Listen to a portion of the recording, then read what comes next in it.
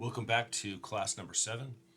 We are working through work and energy, first law of thermodynamics, and we're doing some examples with work. Here was the section that we just covered in the previous video. We're going to do an example now, I think, if I can make the thing go to the next slide. All right, so some of these are some of these are a crossover to stuff that we will cover in dynamics, because I believe most of you in thermodynamics haven't taken dynamics yet. This is a prequel to that, foreshadowing. So we have this car that has a mass of 1,100 kilograms, and it drives with a velocity so that the kinetic energy is 400 kilojoules. And here we go. So find the velocity. So first we want to find the velocity. And then also, if the car is raised with a crane, how high should it be lifted in the standard gravitational field to have a potential energy that equals the kinetic energy? So that's sort of a weird, little scenario that we have here. Picking it up with a crane. So let's take a look at what we have right here. 1,000 kilograms, and we're going to find the velocity that equals 400 kilojoules, right? So there's a little bit of a units thing going on here. You should know that a kilojoule, or a joule specifically, a joule is equal to a Newton meter. So a kilojoule is just 1,000 Newton meters. We also know that we're talking about that it has kinetic energy. So we want to write out what our kinetic energy equation is going to be: 1/2 mv squared. And I have to be careful to use the capital V, because quite often I'm used to using a cursive V, so I'll probably make that mistake a few times during the semester. So we know that A equals 400 kilojoules. So what we could do is we could set that equal. We go 400,000 Newton meters is equal to 1/2. Mass is going to be 1,100 kilograms, and that's going to be we want to find the velocity squared. All right. So I went ahead and I'll do it the way that I have written on a page. Take the square root of 2 times my 400,000 Newton meters, and I'm probably taking the long way around on this. 1,100 kilograms into the 1/2, and to believe how this is going to work out, we're expecting to get meters per second, and you see what we have right there. It's kind of hard to accept that that's going to be meters per second. So I'm gonna take this extra step to try to prove it. Now, a Newton, anytime you see Newton, remember that I'm just writing this over to the side. This is not part of the thing, but this is just a way to remember that a Newton is a kilogram meter per second squared, right? So anytime you see this combination, it could turn into this. Anytime you've seen this, it could turn into that. So we have a Newton, so we'll replace this with a kilogram meter per second squared times meter, okay? And then I guess I'll go ahead and put my closed parentheses in there, and then I'll go ahead and do this with the kilogram. So we can see that the units are going to work out, where we have a kilogram gets rid of that, and we have a meter times a meter divided by a second squared. And we're going to take the square root of it, so we're going to get a meter per second, right? So I personally would want to have double checked that if I had seen this combination, and I just wouldn't take it on faith that was a meter per second. So this is how that works out. And the key here is to see that the units break down that way. So we get a velocity of 26.97 meters per second. I usually would want you to box that at the end. So sorry, I don't have enough room because of this little thing right here to redo that. All right, so something we're going to find soon. Now, they're just coming up with a scenario with the crane, but we're going to see quite often that we do have a trade-off if there's conservation of energy between potential energy and kinetic energy, that they set them equal. Here's just a scenario where we say, well, what's the equivalent potential energy? Or the equivalent distance for potential energy. It just gives us an excuse to write out the potential energy equation. So potential energy is going to be equal to mass times gravity times change in height. And I'll go delta z with that, assuming that z is the variable we decide for vertical change. A lot of times it's y, but some places like to use y, some places use z. Don't ask me why. Why? All right. So anyway, we could get the delta z if we take the potential energy and divide it by the mass times gravity, or the weight, right? We could do the weight right here, as we want to write in there. So we have sort of a similar thing going on here. We take our 400,000, and just to be able to get the units to work out, I will once again replace my Newton with the kilogram meters per second squared. So we have a kilogram meter per second squared times a meter. And here we're going to get the mass 1,100 kilograms times our 9.81 meters per second squared, right? So you can see this whole thing right there is going to knock out. And you see that that's going to knock out right here. So we're left with meters. So that kind of confirms what we would suspect right here. So we could have our change in z. It's going to be equal to 37.07 meters. That's a pretty big height to have moved. Now, they also, in our textbook, decided to do this in English units. So let's go ahead and work that out too, because this, more than anything else, first is using these equations right here, but also just confirming how these units work out to what we would suspect should be the correct answer.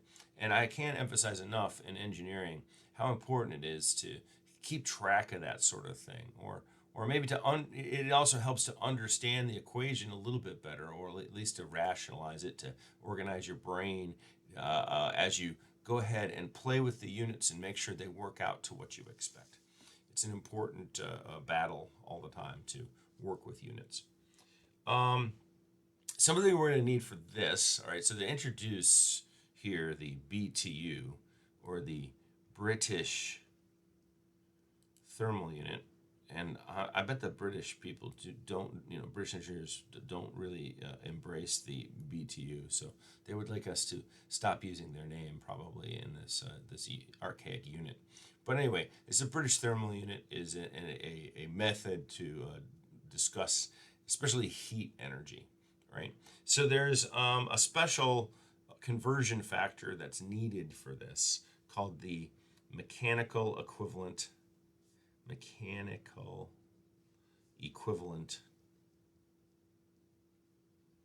of work. Was that right? No, maybe of heat. Maybe I think I wrote it down on my page wrong. Let's go. Just write down mechanical equivalent of heat. That's right. So if you look that up right there, you will see probably you go to Wikipedia and you can find it, and there's sort of an idea right here that we can have this mechanical, but there's a I'm looking for the factor for whatever is U.S. units right there, and it's still not giving me the answer. Epic fail right here. Okay, so anyway, I can give you the number. All right, we'll give you the number. It's so that should be of heat. It wouldn't make any sense. Mechanical equivalent of work. And this is just a units conversion thing when you have to do that. So it's 778.17 foot-pounds per BTU. It's a good one to memorize right there. So if you have to go between work, which is foot-pounds, and BTUs, or vice versa, because one has turned into another, this is the necessary thing to do. So in our problem here, they had 400 BTUs, and we have a mass of the car. They give us in pounds mass, which we're also going to have to address these ugly pounds mass. This, by the way, this is probably one of the problems where I hate this unit more than any other unit, because it's hard to get your head wrapped around. But you have to use this conversion factor for this silliness. So we're going to have this kinetic energy, 1/2 mv squared, and it equals to 400 BTUs, British thermal units. So we will take the V and square root 2 times the kinetic energy divided by the mass. And here comes the fun. All right, so first off, we have 2 times our kinetic energy, 400 BTU. We can multiply by 778.17 foot-pounds force, by the way, BTUs, right? So you gotta recognize that's a foot-pound force. I should put a little F in there. And now we're gonna have to, okay, so this is really silly, but we have to turn this into, yes, we have to do the conversion here. So it has to be multiplied here, because we're gonna divide this by 2,004, oh, I said 2,000, I wrote 4,000. 2,400 pounds mass.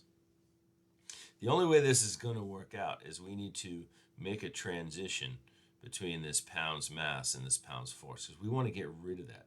We need per second, right? So seconds aren't even in this. So we have a units mess, a total units mess.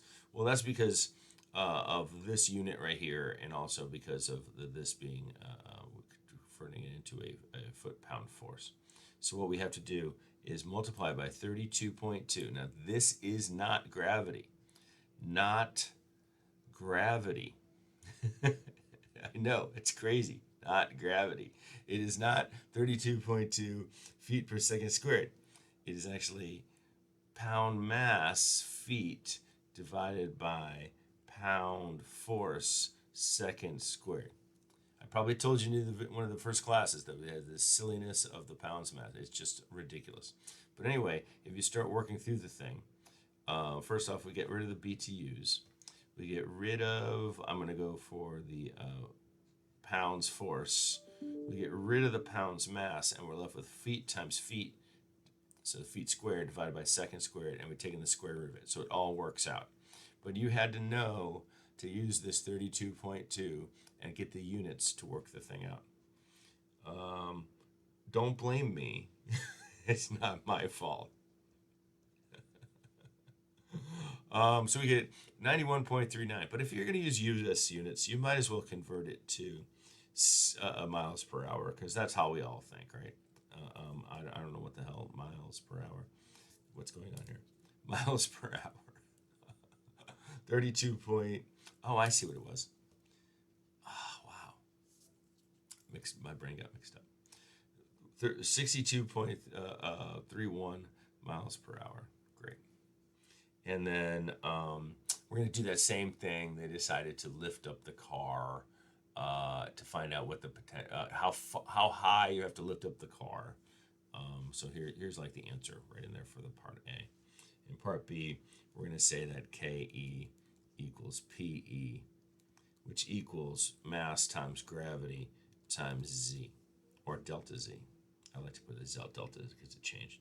So you can see that delta Z was equal to the kinetic energy divided by mass and gravity. And then this one becomes weird too, because once again we had to take the 400 BTU. I have to write small because I started getting towards my edge. 778.17. That's a lot of decimal, a lot of sig figs. I don't know if we need all those. We get the force. Here's the BTU, so they're going to cancel out those guys. Now here's a weirdness. This is very, very weird. It's sort of pointless, but if you want the units to work out, you have to do it. You go 32.2, once again, pound mass, pound force. Whoops, I needed to go feet and second squared. Conversion factor. That's all that is. But now you need 2,400 pounds mass, wait for it, and you need gravity. 32.2 feet per second squared, right?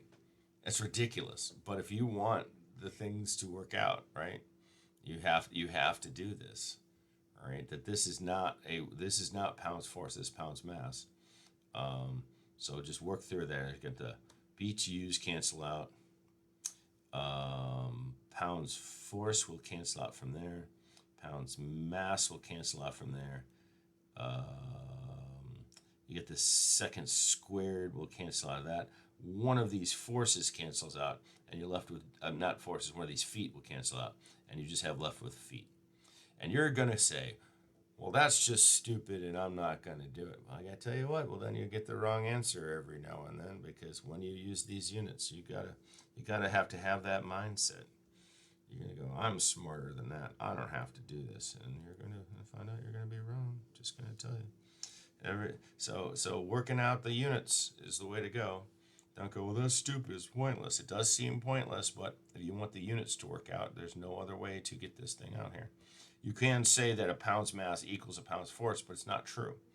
But you can see up here where it was necessary. You could not do the pound's mass equals the pound's force. You had to apply this. So here, yes, you could get away without doing it and get the right answer, but up here you couldn't.